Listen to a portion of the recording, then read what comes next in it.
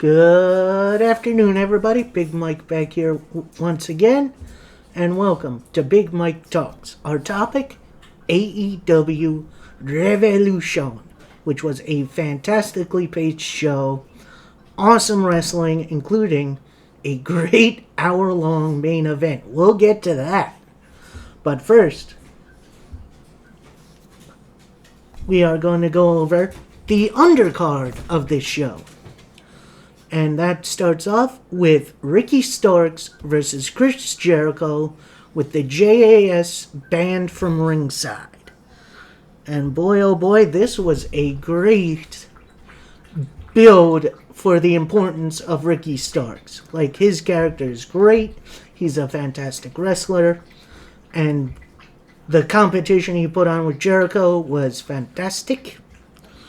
Show match comes to a close with Sammy Guevara coming to ringside, even though he was banned. So, does that mean he left? I don't know. I guess we'll see in the future.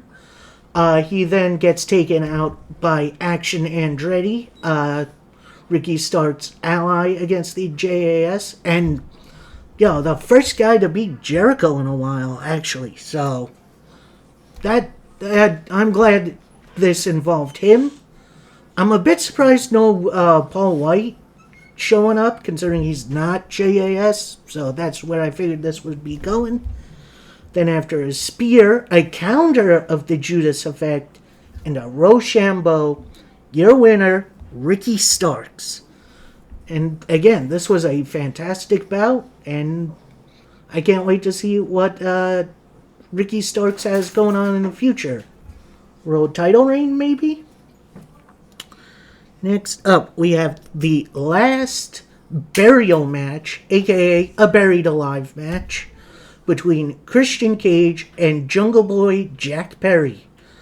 And again, this was more character building match than just a wrestling match. Because we definitely had Jungle Boy going for the snare trap a couple times. But then I think the big moment came where Jungle Boy had Christian Cage in between a chair and another chair. Last time we saw that happen, he hesitated on the concerto. But this time, he hits it, puts Christian Cage into the casket for the win. And I believe this is where Christian Cage maybe gets written off. Maybe we see him at WrestleMania helping Edge, which I'd be cool with that for a big WrestleMania moment. But again, we'll see. Again, Jungle Boy feels very big at the moment. It did kind of feel like he lost a little momentum and a little purpose while Christian Cage was out injured. But now it does seem like he's back on track a little bit. Next up, I think one of the matches of the night, the AEW Trios titles on the line, as the Elite, the Elite, Nick Jackson and Kenny Omega are defending their titles against the House of Black, Malachi Black, Brody King, and Buddy Matthews. And it starts off with a dream match I don't think any of us saw coming, but I think we all wanted. Buddy Matthews versus Kenny Omega. Matthews, while he was in WWE, was then compared to Kenny Omega's style. And you could see it come out in this, at least opening salvo. Hopefully we get to see more of them go one-on-one at least, because I think that would be a lot of fun. At many points, we did see the Elite try to get some moves off on Brody King, only for him to no-sell him, which, I mean, against a big dude like that you can understand. Lots of big old dives to the outside. At one point, you had the House of Black inside the ring with Kenny Omega, and the Young Bucks kind of stuck outside. They then pulled Matthews and King outside the ring, beat them up for a bit. Then back in, Malachi hits a spinning heel kick, and the Dante's Inferno, which is kind of a big powerbomb-esque move, which, ooh, it looks nasty. With your winners and new Trios champions, the House of Black. Because the House always wins. I am glad House of Black are finally getting a bit of more of a push. And I'm glad they're champions now. They more than deserved it. Next up, a triple threat match for the AEW Women's title, as Jamie Hayter takes on Saraya and Ruby Soho. This match came along with Hayter being on the AEW original side versus Saraya and Toni Storm on the Outsiders side. Let's call them that. Let's call them the Outsiders because that's kind of what they're being booked as. This match was highlight after highlight. Couple of haterade tries, but then they get cut off. A lot of last minute save spots. A nasty looking Hurricane Rana from the top rope, which I hope Soho is okay after that. Haterade then gets blocked once. Then everyone pretty much hits their finishers in a row, which that was a crazy spot. And then Hayter wins via the Haterade, but then couple of roll-up spots for the win. That was actually a really good match, a better match than I thought it would be. Not to say any of these three are bad, but I think it might have stolen the show a little bit. Post-match then, Saraya and Toni Storm attack Hayter and Baker. Then Ruby Soho gets involved, seemingly saves Hayter and Baker, and then she turns on them, seemingly joining Saraya and Toni Storm. So, it does seem like she has picked her side, and it's going to be interesting to see where this goes. Next up, the Texas Death Match between Jon Moxley and Hangman Adam Page. And I'm going to tell you, at points, this was kind of hard to watch, but it's like a car crash. I could not look away.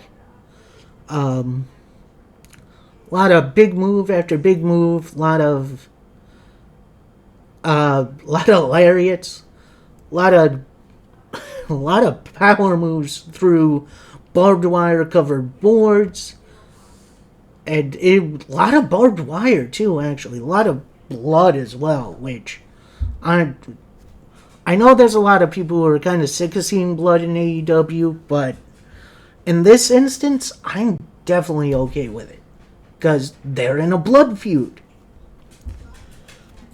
At one point, we see Hangman Adam Page wrap his foot in barbed wire and then stomps a couple times on Moxley. Then, in an even crazier move, he wraps his torso in the barbed wire, does a moonsault from the top turnbuckle onto Moxley on the floor, which I hope they're okay.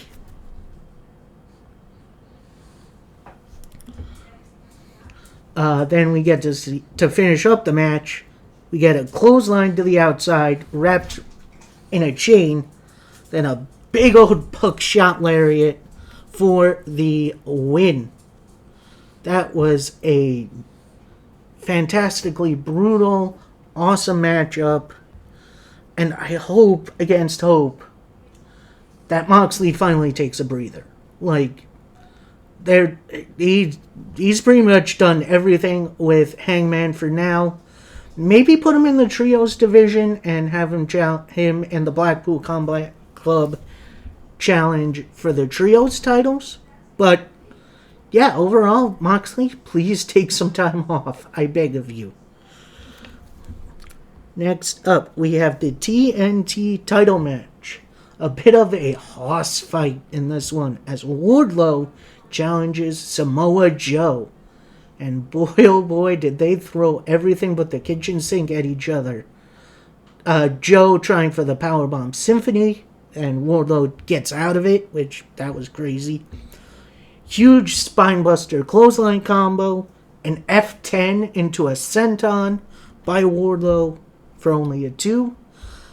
And then Wardlow goes for a sleeper arm trap kind of move, and he wins it by submission, which we don't see out of Wardlow. I'm glad he's kind of going more into his book of tricks. And now this coming Wednesday, he has a big old match against another youthful AEW young guy, Powerhouse Hobbs. And I'm ready for that match. That match is going to kick it booty. And in our semi-main event, we have the AEW Tag Team titles on the line, as we have a fatal 4-way match. We have Orange Cassidy and Danhausen, Triple J, that's Jeff Jarrett and Jay Lethal, The Acclaimed, the former champions, and the Guns, the current champions, defending. And honestly, to say this was a cluster, it was a cluster, but it was a weirdly fun cluster. Like a lot of solid wrestling, but it didn't take itself like super seriously. There was definitely some fun spots, including a Faymaster from Billy Gunn onto one of his kids. Satnam Singh then got in and tossed the Guns over the top, which I'm sure that should have been a DQ, but I'll look around it. Lot of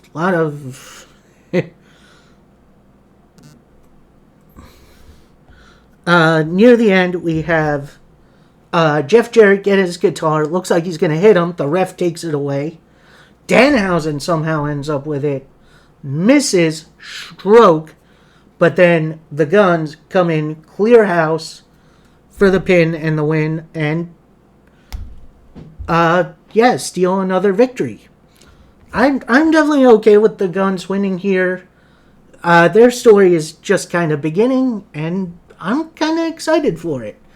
Because post-match, we have the big AEW return of FTR. Dax Harwood and Cash Wheeler come out. They get right into the Guns' faces, and they just brawl. And then they hit the big rig on Austin. So we have our new AEW title feud, tag team title feud, and I'm ready for FTR to become 2-time champions.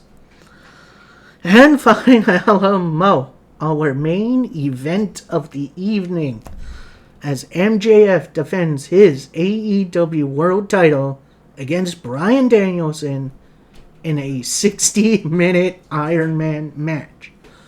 And holy crap, I think this Iron Man match was one of my favorites of all time. No offense to Shawn and Bret Hart. I love that Iron Man match. I think they blew this out of the water. Because, it was just heads-up action after heads-up action. MJF actually kind of got smart there after a Busaiku knee, where he went down 1-0. MJF then hits a low blow on Danielson to go down 2-0. But then a roll-up, a pinfall, 2-2. Then after a really interesting double table spot where he elbow drops Danielson through the ringside table and then pile drives him through a bit of an unbroken piece, he then hits a heat seeker, which is kind of a leg DDT from the ropes, which is nasty. MJF went up 3-2. And then in the final fall of the Iron Man portion of the match, Danielson locks in the label lock for the tap out. And then they made it to the final bout. And at first, we were going to see a tie with MJF retaining. Then Tony Khan gets on the phone, tells Tony Schiavone, We're going to continue under sudden death rules, which I am all about. That was the right call there. A bit of an obvious call, but I liked it. MJF then gets knocked out of the ring. He gets the oxygen tank, which the medical team brought down between the Iron Man potion and sudden death to, give him air. He uses that, waits until Danielson comes over the apron, twats him, then gets in the ring, locks in the LaBelle lock himself, which, that was fascinating. Initially, Danielson fights it, and then he passes out. Like, that was one of the best Iron Man matches I have ever seen. If you haven't seen Revolution already, I say go see it just for this match. That was fantastic. Alright, that's it for me for today. I hope you guys enjoyed. Please like, comment, subscribe. Tomorrow I'll get back to my weekly roundup. And, we're almost to WrestleMania. We are about 3 weeks away. And then we also got WrestleMania week, which is going to be awesome. I cannot wait for that. And overall, I hope you guys have a very good day. And happy wrestling, everybody.